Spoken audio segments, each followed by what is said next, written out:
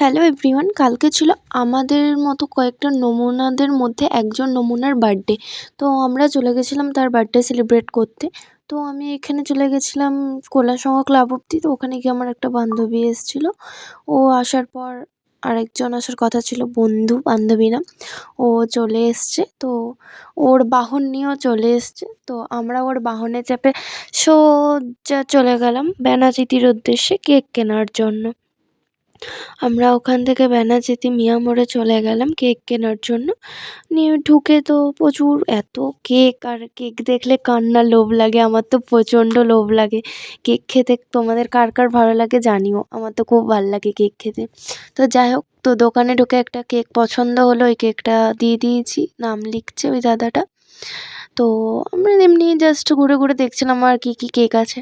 তো এখানে দেখো নাম লেখাও হয়ে গেছে দাদার কেকের ওপর। প্রথমে ভেবেছিলাম আমরা ঘুমন্ত লিখবো, কারণ ওকে আমরা ঘুমন্ত বলে ডাকি।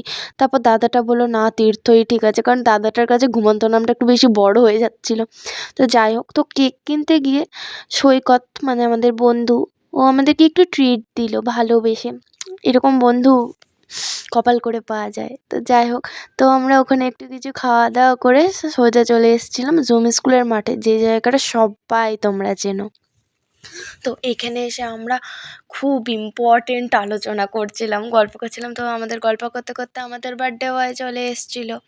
তো প্রচণ্ড লেট করে এসছে। ওকে মোটামুটি 4-5 বারের বেশি ফোন করে করে ওকে ডাকা হয়েছে। তো ফাইনালি চলে এসছে। এসে কিছুক্ষণ আমরা গল্প করছিলাম, দেন কেক কাটিয়ে নিলাম ওকে দিয়ে। ও কেক কেটে নিল।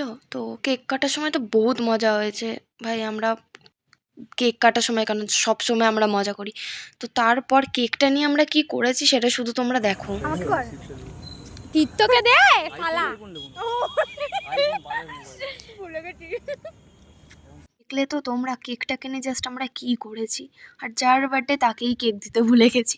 তো যাই হোক, তো আমরা কেক কাটার পর আমরা বেরিয়ে গেছিলাম খাওয়া দাওয়ার উদ্দেশ্যে। তো আমাদের খাওয়া দাওয়ার আগে আমাদের বাহনগুলোকে একটু খেতে দিতে হবে, তো তার জন্য চলে গেছিলাম পেট্রোল পাম্পে। ওরা নিজেরা নিজেদের গাড়িতে তেল ভরে নিল, দেন আমরা বেরিয়ে পড়লাম খাওয়া দাওয়ার উদ্দেশ্যে। কারণ খাওয়া দাওয়াটা হচ্ছে মেন। কারণ যার বার্থডে হোক, পার্টি ভাই, মানে পার্টি না, ট্রিটটা আগে ভাই খাওয়াতে হবে। তো ওখান থেকে আমরা সোজা চলে এলাম খেতে।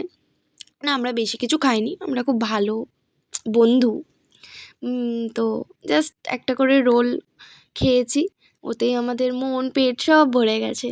আর থ্যাংক ইউ ভাই আমাদেরকে খাওয়ানোর জন্য। খাওয়াতে তো ওকে হতোই এমনিতেও, সেটা কোনো বড় ব্যাপার না। দেন আমরা বাড়ি চলে আসার পর আমাকে বাড়ি ছেড়ে দিল। যেমনভাবে গেছিলাম তেমনভাবে চলে এসেছিলাম। আমি ওদেরকে টাটা করে আমি ঘরে ঢুকে গেলাম, ওরাও নিজেদের মতো বাড়ি চলে এলো। এইটা ছিল কালকের মিনি ভ্লগ। তোমাদের কেমন লাগলো জানিও।